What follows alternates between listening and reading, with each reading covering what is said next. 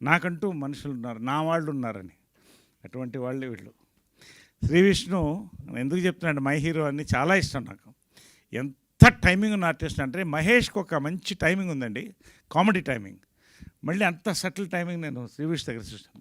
బాబా సాక్షి చెప్తున్నాను. 30 నిమిషాలు కథ విన్న తర్వాత ఒక టపాకాయ పేలినట్టు అనిపించిందండి నాకు. ఇంకొక రోజు ఉంటామని అడిగాను.